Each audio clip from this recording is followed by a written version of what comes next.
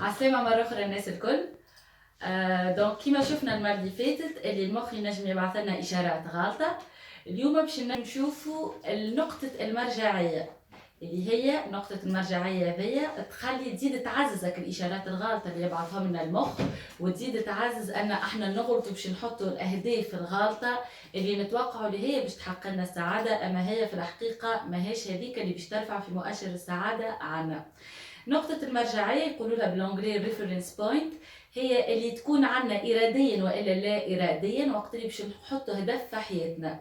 ديما باش نحط هدف في حياتي باش نكون سعيدة، ما غير ما نشعر باش نلقى روحي نقارن، باش نرجع الحاجة نقارن بها باش نشوف اسكو الهدف هذاك اللي عندي هو اللي باش يحقق لي سعادة ولا لا. نقطة المرجعية في عالم السوشيال ميديا وفي عالم التصوير والتلفز والفيديوهات ولات ياسر تأثر علينا وعلى السعادة والأهداف اللي نحطهم في حياتنا. أنا مثلا نشوف إنسان سوق لي اللي هو قاعد يعيش في حياة وردية، عنده دار كبيرة، عنده كرهبة، عنده فلوس، زين، لبسة، الحكايات هذوكم الكل. دونك باش نتوقع اللي الحاجات هذوكم كان نتحصل عليهم هي اللي باش تحقق لي السعادة متاعي، في حين انه التجربة والدنيا تثبت العكس. اللي برشا مرات برشا عباد عندهم الحكايات هذوما الكل، وانا كسيرين مثلا نتوقع اللي هي باش تحقق لي السعادة، الناس هذوما ينتحروا والا يمرضوا باكتئاب حاد. نجيو هوني نتسائلوا علاش؟ على خاطر الماديات اللي عند الشخص هذاك ماهيش هي اللي قاعده تحقق له في السعاده من داخل. هذيك ماديات نجم تكون كماليات، نجم تكون ضروريات، حاجه نستعملها، اداه نستعملها، اما ماهيش هي اللي باش تحقق لي السعاده من داخل. باش نعطيكم اكزامبل. في امريكا عملوا تجربه على 300 الف طالب، سالوهم شنو تفضل ما بين زوز اختيارات، انه نخلصوك 5 ملايين في الشهر ويكونوا زملائك واللي يخدموا معاك الكل في الخدمة يخلصوا في 2 ملايين في حين انكم تخدموا في نفس خدمة وفي نفس الشركة، والا تخلص 10 ملايين في الشهر معناها كالدوبل متاع 5 ملايين، اما لكن زملائك الكل باش يخلصوا 25 مليون. اكثر من 80% من الطلبة جاوبوا اللي هما يفضلوا الاختيار الاول، معناها يخلصوا 5 ملايين في الشهر وزملائهم يخلصوا 2 ملايين في الشهر. يقول القائل علاش؟ على خاطر الناس هذه من غير ما تشعر رجعت لك نقطة المرجعية متاعها. نقطة المرجعية هوني هي الناس اللي تخدم معاك. في السيناريو الأول صحيح أنا باش ناخذ 5 ملايين واللي معايا 2 ملايين معناها أنا أكثر وخير منهم. في السيناريو الثاني باش ناخذ دوبل 10 ملايين، أما ناك اللي معايا باش يكونوا خير مني.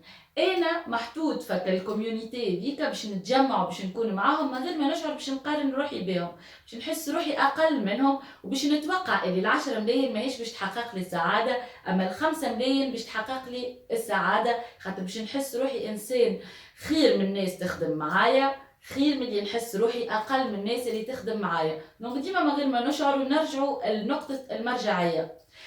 المشكل اللي نقطة المرجعية هذه تأثر زاد على الإشارات الخاطئة اللي يعطيهم لنا المخ، وتخلينا نحطوا أهداف غلطة في برشا مرات باش تحقق لنا السعادة، خاطر ديما نقارنوا رواحنا بالعباد ونتصوروا اللي هذاك شنو باش يحقق لنا السعادة، في حين أن في كل مرة باش نتحصلوا على الحاجة اللي توقعنا باش تعطينا السعادة باش نحبوا على أكثر. هذيك الطبيعة البشرية. الأخبار الباهي اللي الحاجات هذوما الإنسان ينجم يخدم عليهم، ينجم يدرب روحه عليهم. دونك تنجم نعطيكم اكزامبل التصويره هذيا، فما زوز دور اورانجي وزوز دور هذوما دايرين بهم الدور الاخرين. كي نسالك انا نقول لك انا هي الدوره اللي اكبر، ما غير ما يشعروا الناس الكل باش يقولوا الدوره اللي على اليمين اللي هي دايرين بها دور صغار. علاش ظهرت لنا اكبر؟ على خاطر داير بها دور صغار. دونك نقطه المرجعيه اللي رجعنا لها هوني هي كالدور صغار، دونك ظهرت هي اكبر. في الدورة الثانية هي في وسط دبر كبار، دونك ظهرت صغيرة، في حين انهم الزوز كيف. كيفاش نجموا ندربوا روحنا على الحاجات هذوما؟ انه نكونوا لازمنا ساعة نستوعبوا اللي راهو المخ بتاعنا ساعات يعطينا اشارات غلطة، واللي احنا رانا كي نقارنوا العباد رواحنا بالعباد مش بالضرورة الحاجة هذيك هي اللي باش تحقق لنا السعادة. كيفاش نخدموا؟ لازمنا نخدموا على رواحنا من داخل، نفهموا اللي عمر الماديات قصير، صحيح فما حاجات نجم نستحقهم. انا كان جيت مثلا نعيشوا في دول فقيره ولا عائلات فقيره مش لاقيه شنو تاكل، خبزه ولا خطاب بالنسبه لها هي يمثل السعاده.